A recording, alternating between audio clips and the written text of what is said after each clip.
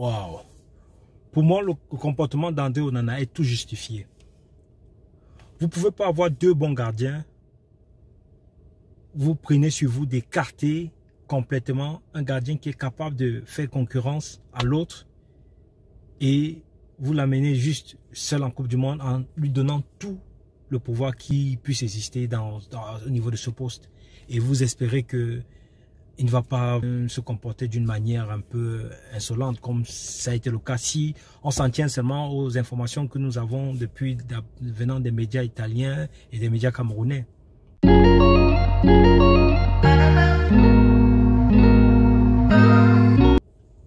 André Onana est un très très bon gardien. Je sais que personne ici ne peut contester son niveau de football. Vous savez, vous ne pouvez pas être titulaire à l'Inter de Milan si vous avez un niveau moyen. Non, c'est impossible. L'Inter de Milan, c'est un club qui lutte pour gagner le titre en Italie. Et ils sont aussi dans la course pour, pourquoi pas, gagner la Champions League. Et si vous êtes un gardien de deuxième zone, vous ne pouvez pas. En même temps, de l'autre côté, vous avez un autre gardien comme Ondoa, qui a fait de très très bonnes prestations avec le Cameroun. Quand vous discutez avec les gens, quand on parle de l'équipe du Cameroun et notamment des gardiens, nombreux sont ceux qui vous disent que pour eux, ils préfèrent Ondoa, même si en ce moment, ils reconnaissent qu'on doit jouer dans un championnat assez faible. La Lettonie, nous savons que c'est un championnat vraiment, je ne sais même pas peut-être si le niveau de football lettonien est égal au championnat camerounais de cette année, si je prends juste le cas du Cameroun. Mais il est titulaire là-bas, il est sorti homme, on va dire quoi, meilleur joueur du tournoi. Ça veut dire qu'il a quand même eu à jouer quand même quelques matchs.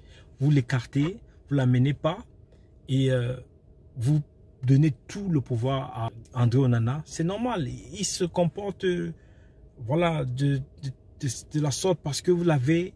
Déjà, il faut rappeler que ces joueurs touchent énormément d'argent. Je me rappelle, il y a un joueur camerounais, je tairai le nom ici parce qu'il ne m'a pas donné l'autorisation de le citer. Il me dit, Bercy, tu sais quoi, j'ai été professionnel. Il a été professionnel, très très bon joueur. Il a joué le championnat français, il a joué le championnat grec, il a joué des grands championnats. Il a joué même à l'équipe nationale du Cameroun pendant plusieurs années en milieu de terrain titulaire. Et il me dit, Bercy, tu sais quoi, ces footballeurs, nous les footballeurs, quand nous devenons professionnels, le niveau de vie, le niveau d'argent qu'on a, on écoute très peu. Parce que l'argent nous monte vraiment, on va dire quoi, par-dessus la tête et on écoute très peu. Et maintenant, c'est le conseil que je donne. Ça, c'est lui qui parle. Hein. Maintenant, c'est le conseil que j'essaye de donner à mes petits frères qui deviennent professionnels.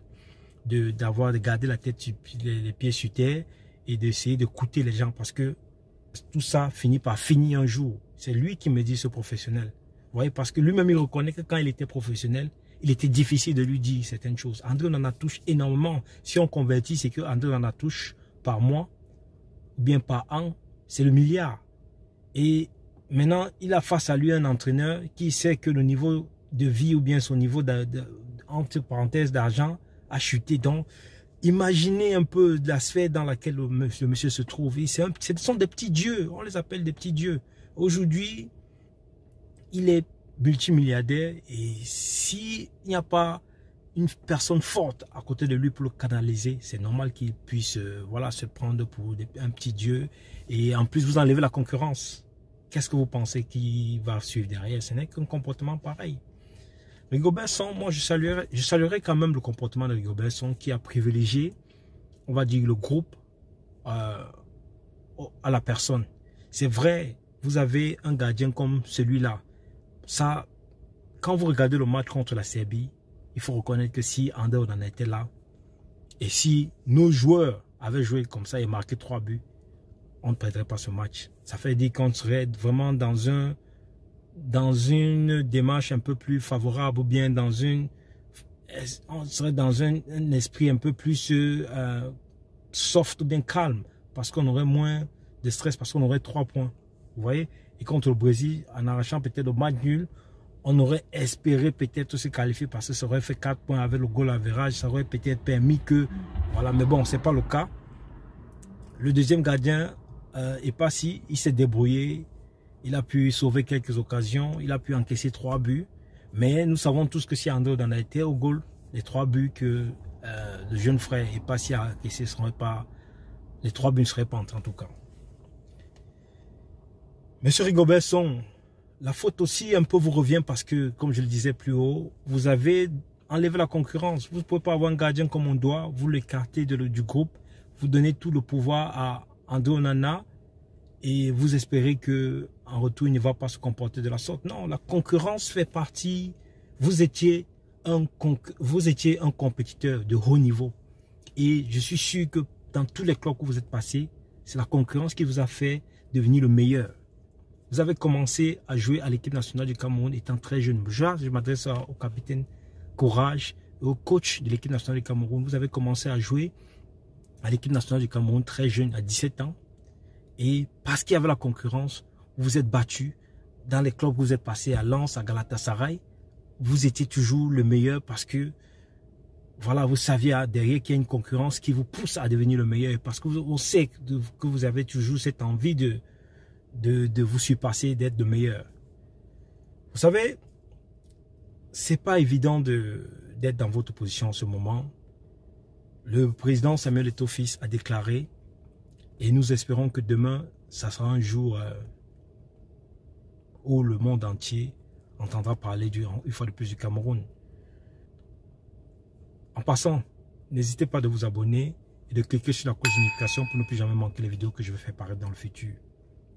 Comme je le dis tout tantôt, nous aurons des invités, des anciens internationaux camerounais qui ont joué pour l'équipe nationale et qui ont joué dans des grands clubs, Barcelone et autres, qui nous parleront de la Coupe du Monde, de l'équipe du Cameroun et de ce qu'ils ont pensé ou bien qu'ils pensent de ce qu'ils ont pu voir pendant la Coupe du Monde. Monsieur Rigobert Song, vous avez la poigne, nous avons connu comme étant un entraîneur à poigne. Continuez à garder ça, imposez-vous, faites en sorte que ce que vous voulez que ça soit le cas. Mais je pense quand même qu'il y avait la possibilité de gérer ce problème d'une manière différente.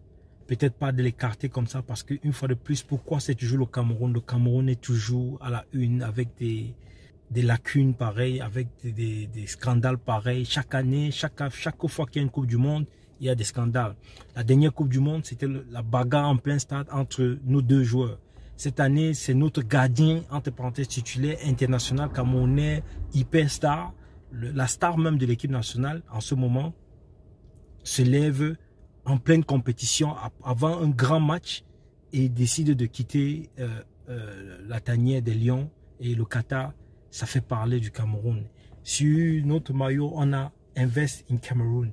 Quand les Camerounais ou bien quand les gens de la diaspora ou bien quand les gens qui voient tout ça, voient l'image que vous projetez, qu'on projette, est-ce qu'ils seront galvanisés de venir investir au Cameroun? J'espère bien. Mais ça ne donne pas une bonne image. L'image que vous avez projetée, qui s'est passée pendant cette Coupe du Monde, ça montre un peu toute la gangrène qui règne ou bien qu'il y a dans notre pays, le Cameroun. Nous comptons sur vous demain. Nous espérons que vous allez aligner les joueurs qui seront capables de gagner le Brésil parce que nous savons que vous êtes capables de gagner le Brésil. Et pourquoi pas d'aller titiller parce que si on passe demain, nous sommes capables d'aller taper très haut et voilà. Pourquoi pas remporter cette Coupe du Monde. C'était Tonnerre Bercy. Ciao, ciao.